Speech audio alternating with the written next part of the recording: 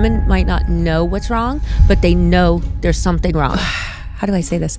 I was either just completely numb and then I would just like uncontrollably cry. I went through a decent depression like for about 6 months. This life of glitz and glam, people assume that's just your everyday life. You are coming clean and opening up about that more than ever. What made you decide to talk about everything you've been through? It's hard to talk about. I don't think people are open enough, especially with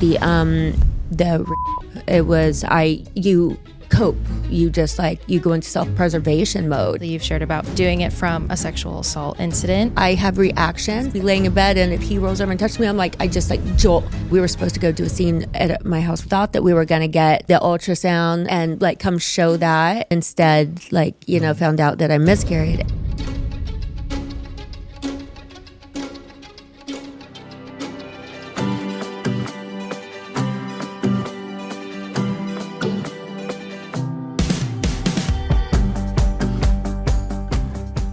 Mary, welcome to The Squeeze. Thank you. We are so excited to have you. I have some very important questions that I have to ask you, and I'm going to do it before we get into this. Wow. What is this? Citrus Got Real thing.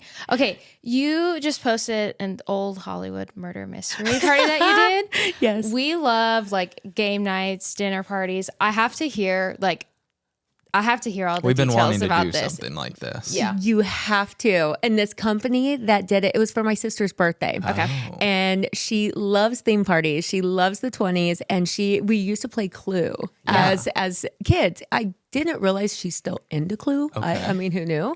But so she wanted it to be like a Clue themed kind of party. Wow. And I was like, it's kind of a tough ask, but it was epic, and the people that came, they helped like keep you on point and help guide the whole murder mystery. Yeah. I have ADD, so I'm like, no one wants me to keep them on point. Right. But the company was great. It was so much fun. Everyone had a blast, and it's so funny like how into it everybody started getting. Oh yeah, because we're dressed up, and then people that I would never think just started like getting into character, and they're like, "Oh, I die!" Like doing all this stuff, and I'm like, "Where did that come from?" My mom, even she was there, and she's sitting there. She's like, like doing all of this stuff, like because she was the detective, and it was so much fun. You guys have to do it. So this jar, it's a little thing called Citrus Got Real. If you want to pull a little question out of there, okay. And we can see what it says. I know there's a lot there. It's a tough decision. Got to pick the right one. Drum roll. If you could only use one skincare product for the rest of your life, what would it be? Oh my God, I'm a product junkie. You could actually answer this too. You like skincare. Well, I would just go moisturizer. But is there like one that you'd like? It's okay. That doesn't. It's so hard to pick, right? What am I using right now? Am I using... Your favorite is the Tatcha one. The Tatcha? The water cream. Yeah. The blue one. Yeah. I like Gian Marini is really good. Yeah. And then there's a brand that I don't know if a lot of people know about it because it's newer in the States. It's a Korean brand, a Medicube. Oh. It is so good. And I've got all these different, like the different lines of it. And I tend to use at least one of their brands every night. I'm the worst. Like I put different stuff on every day. I know you're supposed to stick with one regimen, but I'm like, but I don't want to. There's so many options. I know. So whatever my skin needs, I use. Right. Yeah. No, I relate to that. I know. I think mine would be, I feel like I would have to go a moisturizer too. I have this one that's from this company Bloom, but it's spelled Blume, and it's for acne prone skin. They have like an oil and they have a moisturizer, which I like swear by. Like probably like a year ago was having like a really bad acne flare up, and that's all I used. And my skin since then has been like amazing. Oh, amazing. Yeah. I love hearing about new products. I know. Not that I need them, but I want them. I would love to see your skincare collection. It's pretty sad. Impressive. Yeah, impressive. That's a better word for it. It's not sad. It's impressive. Much better word for it. So something that I've learned about you, which is interesting, is that you're actually an introvert. I am. I love that for you. How has that adjustment been, like being a public figure, but also like being an introvert? I didn't know I was an introvert until I became a public figure. Okay. But and my therapist told me that the way I know that is because extroverts get energy and stuff from being around other people, being in the middle of stuff, and introverts need to retract and be by themselves to charge their batteries, and then you can go back out. Like, I'm fine being in front of people. I'm fine being up on stage and I can present at the Emmys or something. I've got no problem doing that. But I need my alone time, and I need my space to just like regroup, recharge, and then I can go out and have energy. But it's been interesting for sure. Yeah. Just the lack, and I'm sure like lack of privacy, just going to dinner or something. I'm like, I've had to leave dinners 1,000 times with my husband. We try to go on a date night and I'm like, babe, I can't do it. Yeah. If I'm up on stage, again, people can stare at me and I'm like, well, that's what I'm here for. Yeah. But going to dinner and I'm trying to have a private conversation and people are staring or whispering or secretly filming, I'm like, like, I don't, let's go home and eat. I feel like I relate to that a lot. I feel like I don't know. You do too. You're better with it, I think, just because you've been dealing with this for quite some time. But like when like you're in the mindset of like, you know, being on stage, like you're going out to like a premiere, you're going like to an event, whatever, you're like, you're on and you're there. Yeah, that's work mode. And my brain like switches. I think that's what I had to do is like I have two hats. I've got like private Mary, which I don't think there's really such thing anymore, but then also just like that's my work hat, and I go out and everything's fine. But if I forgot to put that other hat on, and I'm like, oh, what's happening? I gotta get better at switching the hats. And it's important to get that like recharge, so that you can continue going out and being public Mary. Absolutely, yeah. How have you? Or I guess what have you found helpful to kind of like set a boundary? Because I mean, you share a lot about your life, you know, on the show, social media, everything. Have you kind of been able to like set a boundary of like, okay, maybe I'm not going to share this, or we are going to share this? That with my book, that's where I realized I had to really make a decision on that one. If it affects anybody else that I care about, and they're not ready for me to be open about that or something, then I will not go there. I won't talk about things that could make them feel awkward or uncomfortable. But if it's just me, I'm pretty much an open book. I mean, I don't say everything. I mean, there's some stuff that just details aren't important. But if it can help anybody else, then why not? Yeah.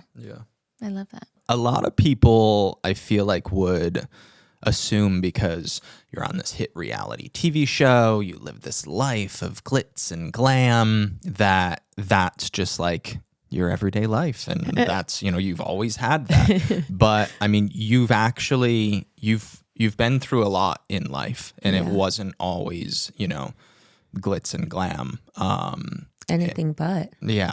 And you are, you know, coming clean and opening up about that more than ever in your memoir, Selling Sunshine, which is out next week. September 24th.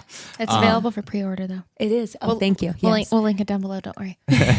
But what made you decide now was the time to do that and talk about everything you've been through? It's kind of been, I never thought I would. Okay. I mean, I was like, why would anybody want to hear my story or whatever? But then the more I get from social media and then from meeting people out, I have a lot of people coming up and just saying thank you for anything I do talk about when it comes to like just being a single mom and how hard that was, the teenage single mom. Like my son never really had a father and stuff, and how much of a struggle that was, and how I still guilt myself all the time about all the mistakes I made and how I just didn't know what I was doing. I was a baby trying to raise a baby and was broke and just trying to figure it out, just take it day by day, keep them alive. That was basically my rule. Just keep them alive. And so I still guilt myself about that, but you do the best you can. And people said stuff about that. And then,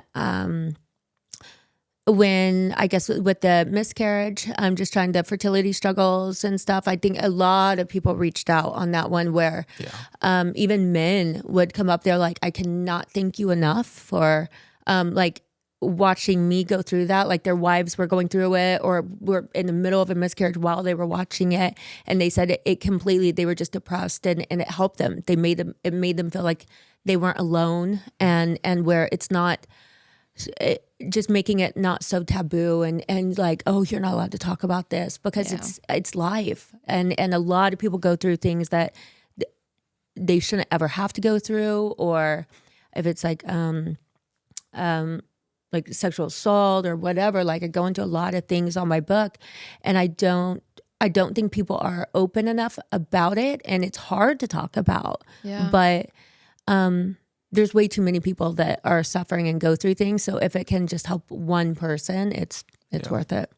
You say that you never thought you would talk about it. Was it scary? Oh yeah. Yeah. It was hard, especially with the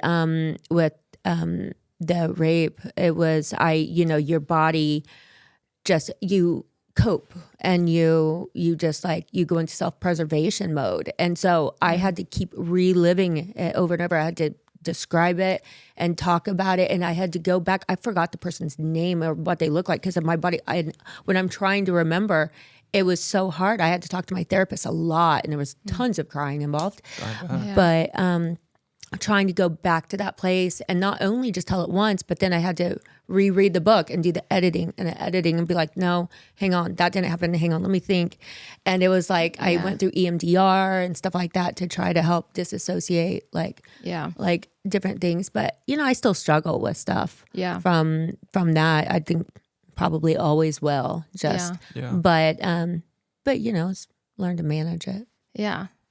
Wow. I mean, thank you for writing this book, because I feel like it's going to help a lot of people, and putting yourself through that. Having to relive that and just go through the process of having to write it and read it and read it, because I can only imagine how hard that is. So we're gonna kind of dive into all those little aspects in this episode, which I'm excited about. Okay, so when I started working in the hospital, my schedule was just all over the place, busy. And, I was working 12-hour shifts, sometimes just only having like a quick 30-minute break throughout that shift, and getting the nutrition and protein that my body actually needed was vital for me, because I wasn't really able to get that until I discovered our next sponsor, Orgain, and it was a game changer.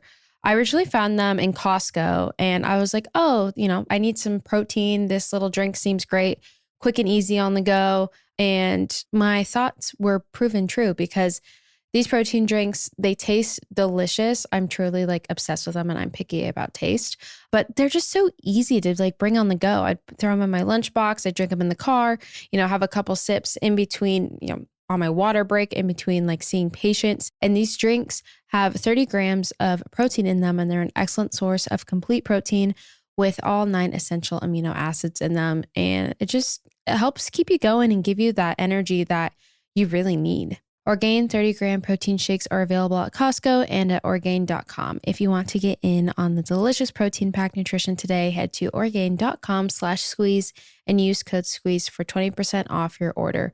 Once again, that's Orgain.com/squeeze for 20% off, and make sure you use my promo code SQUEEZE so they know that we sent you. I'd love to kind of start from the beginning about you becoming a mom at 16. When you found out that you were pregnant, what were you just like terrified? Like what were those thoughts? Oh man. I I was 15. Wow. So, good job, Mary.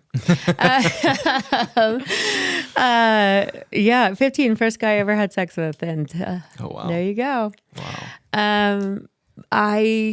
I was just in shock, honestly. Like I had no idea what I was gonna do. Yeah, I was gonna ask, did you like, were you just like, I'm pregnant, I'm keeping this baby, this is mine? Did you ever think about like giving the baby up for adoption, or like what, like, did you ever have those thoughts? My mom tried to get me to give the baby up for adoption. I don't know why, because I'm not anti-abortion at all. Like I just it wasn't an option for me. I was raised Catholic, but that still didn't.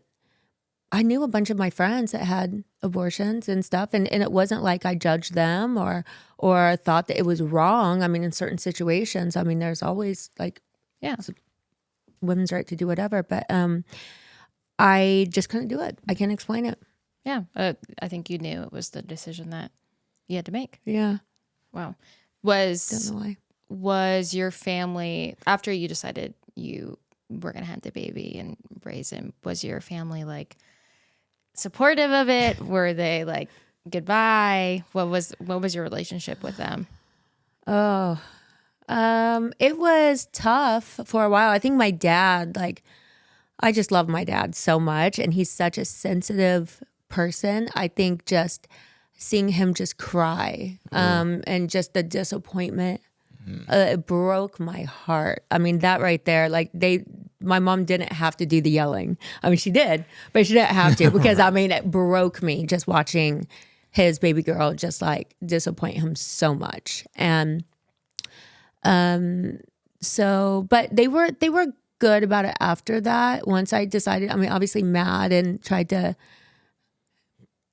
teach me a lesson kind of well, really, but for my whole life, really. I mean, but they did it for a good reason. They were just like, no, you chose this, and we're not going to watch him for you to go out and party or go out with your friends. You're a mom, be a mom.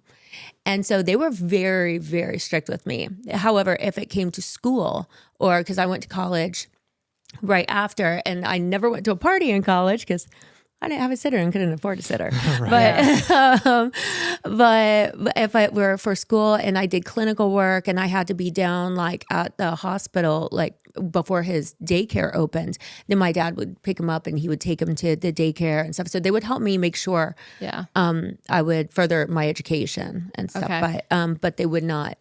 Not for partying. Not for partying, not for having fun. They're like, you gave up fun when you had your kid, when you got pregnant. So I was going to ask if you were able to like finish school, or like if you just had to go like straight to working. So no, I did. I did finish school.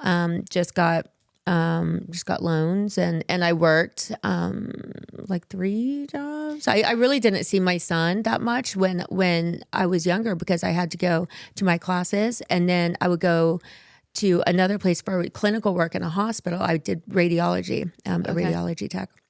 And then I would work in a restaurant at night. I was a waitress. So I slept about, I don't know, 3 hours a night, maybe. Yeah. Gotten a couple wrecks from falling asleep at the wheel. Really? Yeah. Oh gosh. Yeah. So when you got pregnant, was your son's dad involved in the slightest? Was he like, peace out? What was your guys' relationship there? He was there at the time, while I was pregnant. Cheated on me while I was pregnant. Great guy. But still, he was there for our first couple months. Okay. He, around 6 months old, he just, he did something really stupid, very dangerous with my son when I was at work. And so I just, he had to have a supervised visitation at that point. And then he wouldn't really come. He would come and just try to talk to me the whole time and not visit with my son, Austin. And so my mom was there. Now she's like, no, this is your time with your son. You focus on him, not her, because we'd broken up at that point. Got it. Okay. And so then I would make myself scarce whenever he was over. So that couldn't happen. And he just stopped showing up. Okay. So, but around, the last time we saw him was probably around when he was a year old. Was that the last time you like talked to him, or? call? No, he called one time. Years later, when Austin was, he must have been around 9, maybe. Oh wow. And no, he was maybe 7. Something like that. Okay. And he called and he was like, "Hey, what are you doing?" He got my number from somebody else. I was already out in California because he's back in Indiana. And I thought, oh my God, he's like grown up and matured. He wants to be involved now. And I, was getting ready to get married to my first ex-husband.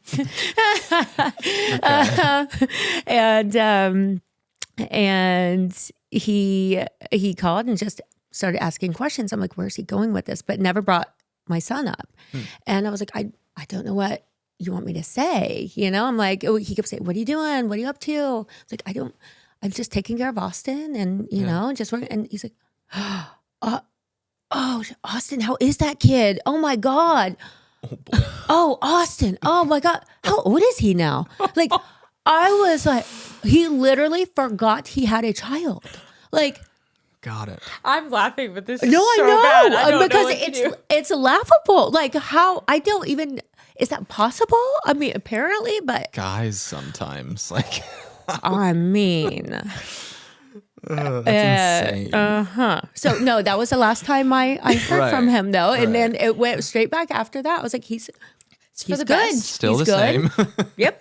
hasn't changed? Nothing's changed. Nothing's changed.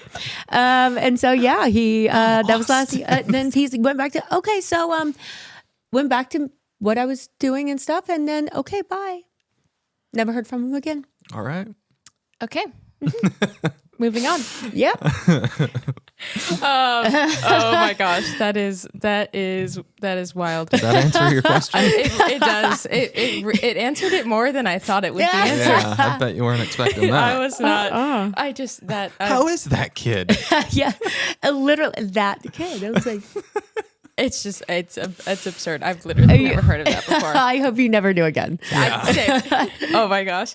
So after those like early years of raising your son, did you ever feel like, was there ever a moment where you're like, came up for air, or you were like, okay, like I actually like not have it figured out, but I actually know what I'm doing. Like this, like, yeah, I guess you were able to come up for air, if that makes sense. Just with like working, like getting in a groove, like were you ever like, okay, like I'm like. Sometimes. Yeah. When I met my first ex-husband, I think that's, and he passed away. So, I've had a couple marriages, but that one was unfortunate. He allowed me, he was an attorney and so it wasn't a struggle financially or anything. So I was actually able to stay at home, and I worked in Austin school and would volunteer time and stuff. So it was the first time where I was able to be like a real mom and be at home and like do all the mom things and have the kids come over for play dates and be able to be there like other moms did. Yeah. And not just like, okay, this sitter, pick them up, take them to this sitter so I can go to this job and all those things. Like I was able to be normal for once, and it was really great. Yeah. So how did you and your husband Romain meet? From work, actually. Yeah. When I was getting back into real estate, because I moved to London and New York, and then I came back. And so I got back into real estate. But it's hard. It takes a while to build up your clientele. Because when I started, I was in the South Bay. And then when I came back, I'm in the Hollywood Hills. And so you have to build up your clientele, get back into it. And it's expensive to start too. Yeah. So I bartended at a place, Katana, on Sunset. Oh, wow. And I bartended, and then I was a real estate assistant during like the mornings. And then I would go into the Oppenheim group in the afternoons and start working on things, go drive around the area to get to know like this area. And then I would go bartend at night. So at that time, I was still like taking on anything. It was like he was just coming over from France for a lease because he was being brought over for work. He was a pastry chef. And so, wow. And so he was being brought over. I'd talk to him via WhatsApp for maybe 4 months. His visa got delayed, but I helped one of his the other people that they brought over as well find something, but Romain's got delayed. So I never looked at his picture because I had a boyfriend at the time. Okay. And then we broke up. He was just very jealous type and didn't want me being around Jason and didn't want me doing the show. Oh. And then he also cheated. So and so we broke up, and I finally went to go meet Romain, and I had no idea. Still hadn't looked. You didn't know what he looked like at that point? No, I did not. Sure, that was a nice surprise. It was an amazing surprise. I thought my mouth was probably on the floor because he gets in, and at that time too, he's always a big guy. At that time, this man was ripped. I mean, he was like Adonis. Like he gets in the car, his legs were this big, with muscles popping out everywhere, and I was like, Hi. I was like, oh my God. Like, what in the world? Like, I had no idea. And so, but we got along so well. Like right from the start, it felt like we had known each other forever. And I think the second place we went to, the guy thought we were a couple because he was like, you guys give off couple vibes. Sorry, I didn't know you were like the agent. And I was like, oh, really? Tell me more. Really? Yeah, we went on our first date about a week later, and the rest is history. Yeah, we've been together about 7 years. Oh my gosh. Yeah. Can he still whip up some pastries? He can, but he doesn't. Come on. I know. Well, he did That's for so my cool. birthday. Okay. We went down, but French pastries and like the way to do it, you need certain equipment and certain material, I guess, ingredients that you don't normally use here. So you have to have certain kitchens to do a lot of the things. But he went down. His best friend Clement is a French pastry chef in San Diego, and he's got his own like little shop and stuff like that. Yeah. He's amazing. Wow. And so we went down to his kitchen, and he baked me a birthday cake last year for that. Oh my gosh. Yeah. That's so sweet. Yeah. That's sweet. You are a huge advocate for women's health. And I imagine, a lot of that is because of some of the stuff you've had to go through. Yeah. And one of those that you have been, somewhat open about is your miscarriage. Mm-hmm. What, going back to that time, what did life look like in that moment, and what gives you hope to, keep trying? Oh, I've had miscarriages before, and I didn't know why until recently. I had done in vitro. I've had miscarriages. Tried to do the embryo freezing, and so this time it actually it was a surprise pregnancy. We went to Bali, and we'd been super stressed out. Just bought the house, went to Bali, got pregnant, and it was like surely I wasn't pregnant because it was so quick. Yeah. But it happened, and then doing it on camera, I wouldn't change it, I guess, the way I did it, because I signed up for this, and so it is, it's reality, and it does help people, but most people wait for a reason, right? And they don't tell until you're in that safe zone. Yeah. And I didn't do that. I was so excited, and I just couldn't. I just wanted to tell everybody. Yeah. And of course, once I found out that I miscarried, it was, you're not just doing that to trying to figure it out and deal with it then, but the production, they come over, they have cameras in your face and doing all this stuff.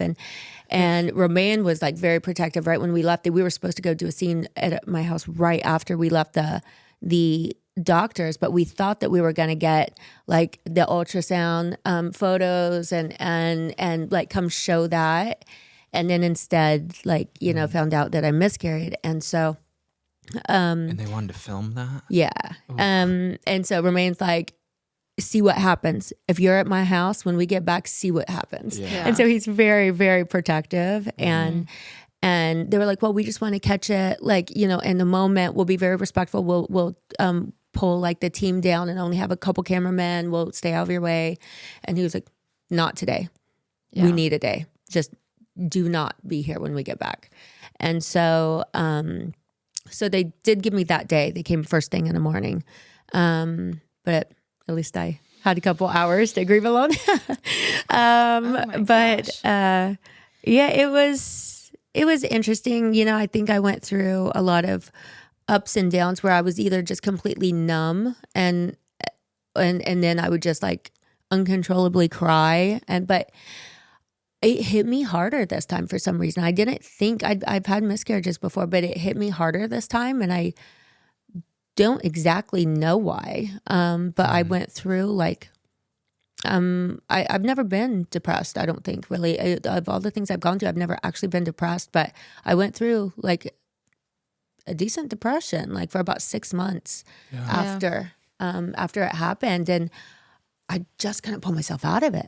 It was really tough. Like I would get up and I would like go do what I had to do and put a smile on and you know, just be me. But then I just want to go home. I'm like, it was a rough time. Yeah. When the show was going to air, I don't know how long of a time span that was, but were you like prepared to like have to relive that? And like now really like you already had to do it publicly because there was, you know, the crew and like everyone that you film with knew, but like it was then open it up to the world. Yeah. Having to do that again. Yeah. Were you like prepared for that, or what was that experience for you?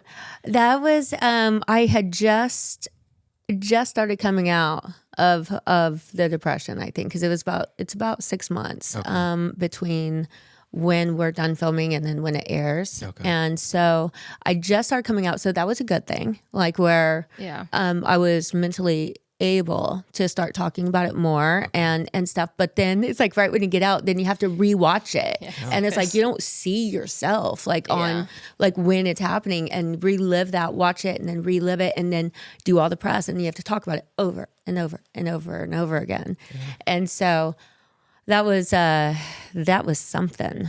But it was good. There was a good response to it, and it helped people. So, and that's what now I just take from it is that, you know, it might as well. I mean, I can't change what happened for me, but I can help other people by just being open about it and being there for other people and making it where it's okay to talk about it and it's not. It's very common. Yeah. Yeah. Yeah. That's the thing that we've come to learn just from having multiple friends that have miscarried is like how common it actually is. Doesn't make it any less easier. But there is, I feel like still that type of like, I'm not alone. Like, because it's so quick for as a woman to think, what's wrong with me? Right. Why did my body do this? I couldn't, you know, keep my baby. Right. Like it's so easy to think that, but when you hear how common it is, it helps you feel less alone. But it still doesn't make it. It doesn't easier. make it easier. No, my friend is.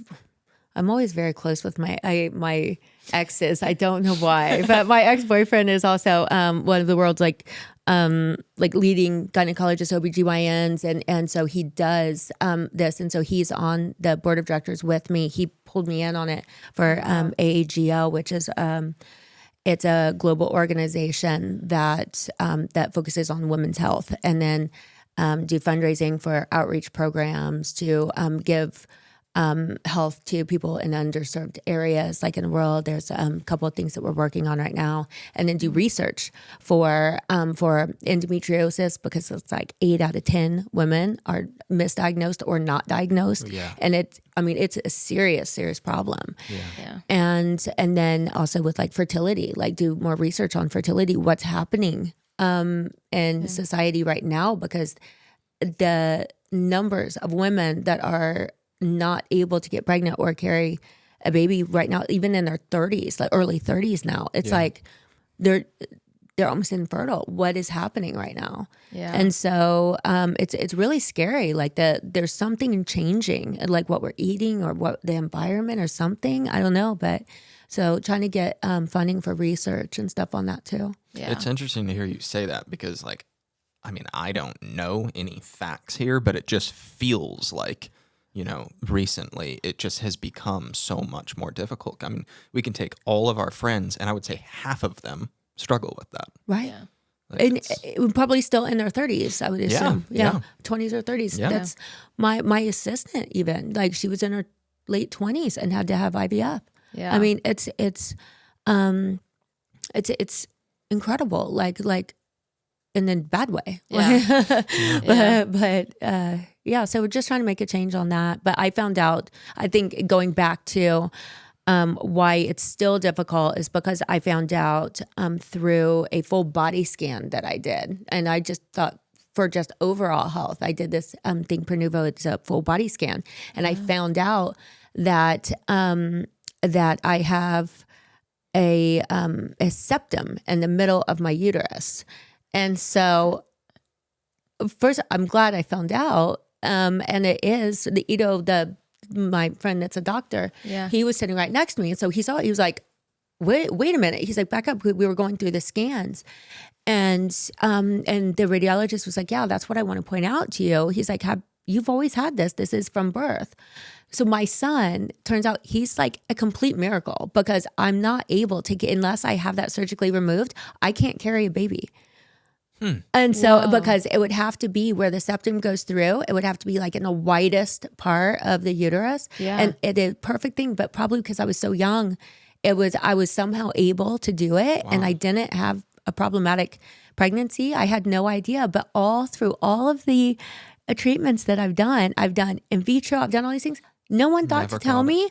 They just took the money and they didn't even tell me that I have a septum that was going to prevent me from actually carrying full term. right. Like Wow. what? So yeah, so I need to have surgery and get that done. But right now I'm 44, and I mean it's gonna be a very challenging journey. It's not that it's not gonna happen, but right now I'm just trying to focus on just educating other people to try to help prevent things like this from happening to a lot of other people. Yeah. Yeah. It's crazy what, like, it sounds so basic. Like that should have been seen like however long ago. But I feel like that's like for how, like, I've never heard of that. I don't know if that's like a rare thing. It is but rare. like things that are more common, like endometriosis, PCOS, like my girlfriends are like just finally like getting diagnosed with it because they keep going back to their gynecologist and like something's not right. Yes. And it doesn't make sense why we don't Why we don't know more. Exactly. And that's Ido is a huge, he's like an advocate for women to speak up. He's like, this is ridiculous and doctors are not listening. He's like, women might not know what's wrong, but they know there's something wrong. Yeah. And so do not listen to your doctor if they're like, oh no, it's just this. He's like, find a new doctor.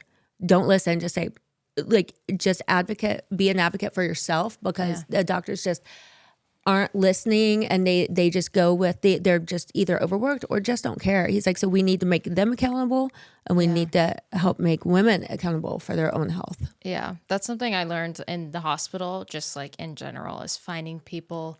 Like it's so easy to, like, even I've started to experience this as a nurse, like becoming jaded to, you see the same thing over and over and over again. So it just is like back to back and you don't think further, like, no, this is like a single human's life that we're talking about and everything that goes on for this one person.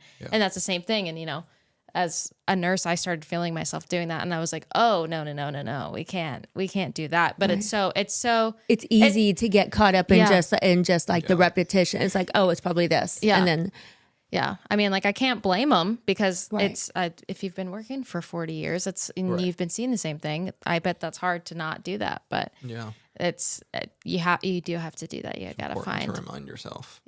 Find the person that is going to like help advocate for you and help get to the bottom of why you're having, issues or whatever you're struggling with, no matter from women's health all the way to, cardiac health, like everything in between. Everything. It's so important.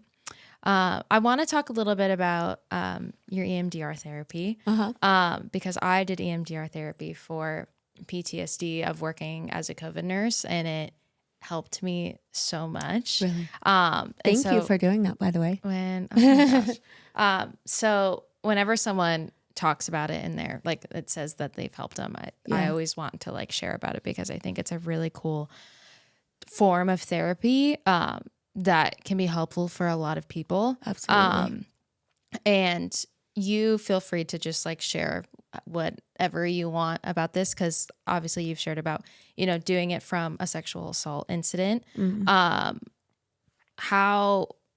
has EMDR kind of helped you through those challenges? And when was there a point where you were like, I'm struggling with this, I actually need to go see a therapist and do EMDR? Yes, there was a point. Poor Romaine. Because I find myself, how do I say this? It was kind of unfortunate for him because I have reactions that I don't mean to, but like we could just be laying in bed and if he rolls over and touches me, I'm like, I just like jolt and I pull away. And it's not because of anything with him. I'm sorry. I didn't mean to do that. Yeah. But it makes him feel like crap. Yeah. You know, it's like you don't want your wife like shaking and pulling away from you. It's like, but I have to calm myself down and be like, this is safe. This is okay. And so, because it didn't happen much before I met him. So, I mean, this is when was that? Probably 2016, something like that. Oh. Yeah. Oh. And so, so it's still, I mean, vaguely fresh. But it did help a lot because I had to just keep going back and reassociate thoughts of, like being touched and thoughts of just whatever, sexually with not having that initial jerk feeling and initial like where I don't want it. Yeah. And that's insane because I know that I love my husband. I know that I want it. But it's like there's still the trauma there is hard to get past, and it's not something that was within my control. So it taught me it kind of helped lower those feelings where I didn't associate everything with that incident, and then also just helped me handle it better and how to pull myself out of it and how to talk to myself and reassure myself that this is not that, this is okay. Look at where you're at, because your body just goes into a fight or flight kind of mode. Yeah. So I'm all messed up, aren't I?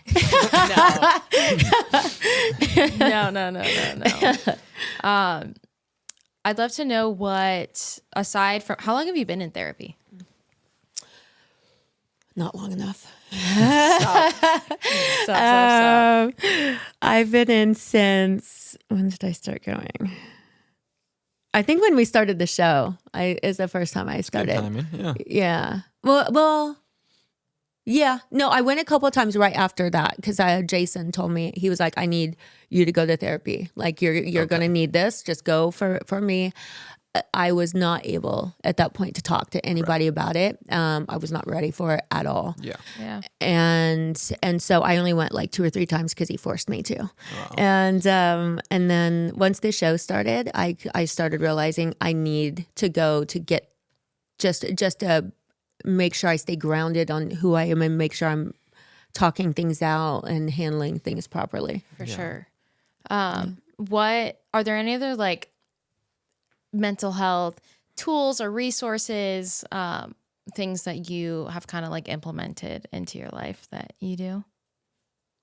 I am teaching myself how to do pottery. Ooh. Oh my gosh. On the little wheel thing? Yeah. You like it? I do. It's very calming. Yeah. I imagine your brain just the rest of the world just goes away. Yeah.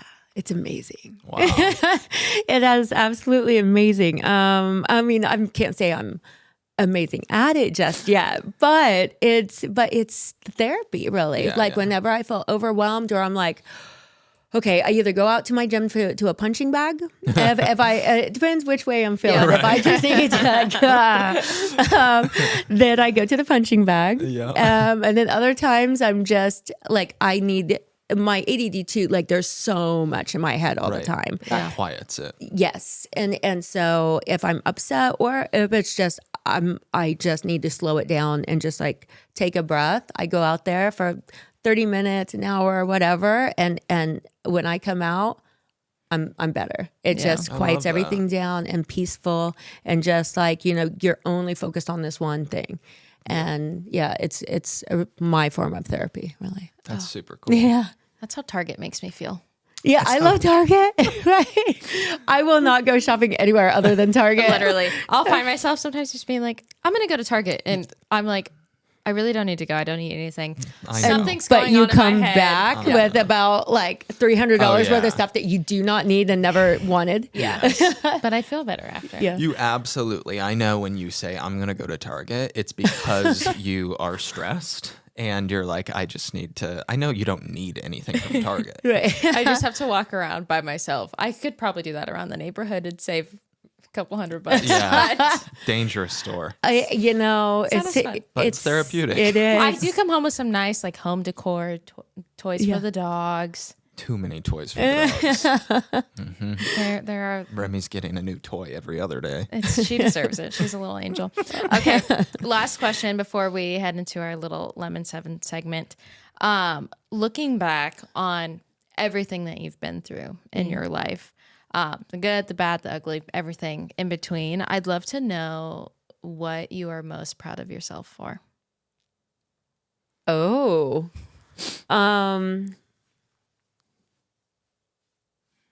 Probably actually having the guts to do the book and opening up on that one, because I know I have to talk about things over and over again, which isn't easy, but because it takes it back to the beginning. I wrote a letter to myself and where I think I'm so proud of myself because it showed me how far I've come. Yeah. And then at the same time, there are so many aspects that are helping, that's going to help others, or at least I hope it does. And so I think that took all of the negative that I've been through and made it into a positive, which is what I'm always try to do, what I'm always about. And so it's kind of a high point, the most I've ever done in that aspect. So Yeah. I love that. That's so exciting. yeah. I'm so excited. So this is a little Lemon 7 segment. 7 questions. You can rapid fire them. You can answer them however you feel. Go ahead. Okay, I'll kick it off. Number 1, what movie or song title best describes your mental health today? Okay. I'm only human, and that's not. But this is, I love your show, like Twilight and stuff. By the way, big fan.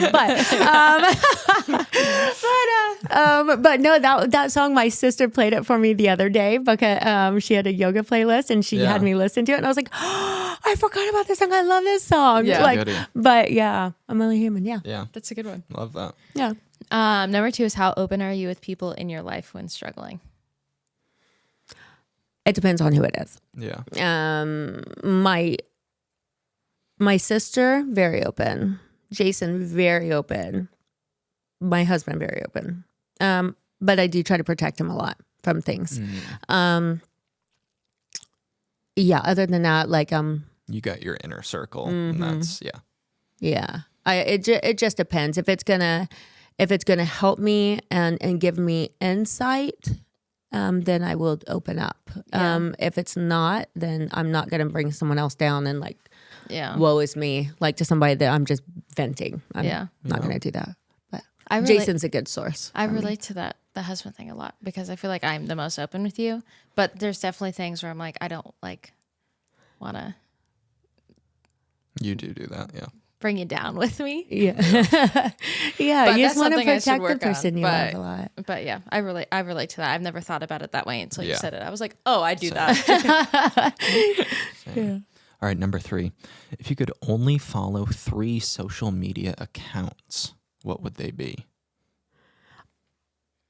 So I don't look at social media that much. My assistant, I do all the stuff and my assistant posts for me, and then she will show me the positive things like that I would want to see, and she hides the negative from me. Smart. Because I'm sensitive. And but there's only one actually that I get such a kick out of, and I will go down a rabbit hole watching these things. They're ADHD memes and like different things, because it's hilarious to me. Maybe it's not to other people, but I relate to it so much.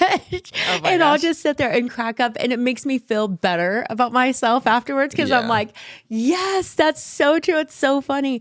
But it's also how you like, you want to feel you're not alone in something. And so when other people are also resonating with this, it's like, okay, I'm not the only one. Yeah. Because it feels like that sometimes. Like I'm a freak. That's good. You already kind of answered number 4, but number 4 is, what is your favorite form of self-care? Pottery. Love that. That's really cool. And you have it at your house. I like do. You can just go out and do it when you. Yeah. That's cool. Oh. It's in my garage. Yeah. So my Love car that. is no longer in my garage because I have a pottery wheel took there. over. Yeah. That's awesome. Dang, Priority. that's cool. Yeah. All right. Number 5. What would you say is the most misunderstood thing about you? I think that probably that I'm an extrovert, probably, and that and that I love. I'm very simple, and or also that people think like I've just had this life and everything's been easy, and it's. I mean, I've been broke more than I've even been able to buy. McDonald's was like a treat for me, for many, many, many years. And then I've gone up and down many times. Yeah. I'm just a normal person. Yeah. You're only human. You're only human. That's funny. Good job, babe. Good job. Italian. I know, right? Number 6 is, who has had the most positive impact on your mental health? Jason. Yeah, I know my husband's gonna kill me when I say that, but yeah, I feel like he'll get it. Right? He's like, yeah, I don't want any part of that mess. Yeah, I think Jason, because he and I just get each other. We have a very special friendship, and I know people always joke around like, "Oh, you guys, it's so inappropriate." You guys, he's like my brother. Like the thought of kissing him or something would be. I'm like, "Oh, don't ew." Like that's no. But yeah, he's just we have a very deep friendship and understanding of each other, and so there's just like so much love and. Yeah, we calm each other down. Like if he's stressed out, he's like, "Come here, I just need a hug," and it's like, it's just special because you can breathe. It's like you just, and it calms us down, and then you can talk with no judgment, and he's so full of good advice. He's gone to therapy and stuff over the last. We go to the same therapist actually. Okay.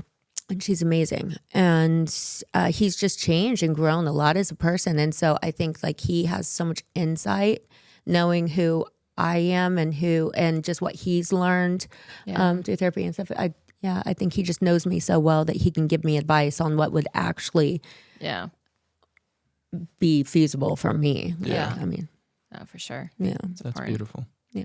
All right. Last one. Number 7. If you could go back to one moment in your life, what moment would that be, and what would you say to yourself? Oh, this is going to be depressing. Oh, okay. I would go back to a moment, November of 2010. My ex-husband, almost ex-husband at the time, called me right before he died, and I didn't pick up the phone. So I would tell myself to pick up, like that there's possibly something I could have done. Yeah. I hear you. Yeah. I'm sorry. It's okay. You don't keep that guilt on you though. That you can't hold that. I know. That's a tough one. I know. Easier said than done. But yeah. Well, thank you for sharing that. And we are so excited for your book Thank you. to be out. We're leaving a link down below Yeah.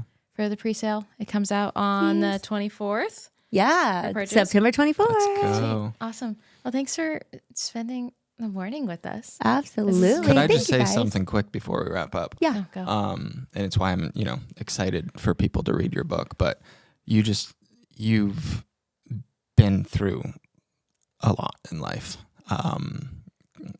too much, and I just think it's so admirable how your mindset is always, how can I take what I've been through to help somebody else? Like that's the way that you like shift your mindset with every negative thing you've gone through in life. And there's been a few. Yeah. But I just wanted to thank you, for being that, person. And I know that your book is going to help a lot of people just like you do, every day, just because of the way that you live. Thank you. Yeah, I of really course. appreciate that. Yeah. Thank you. Thanks for being here. Thank you. Woo.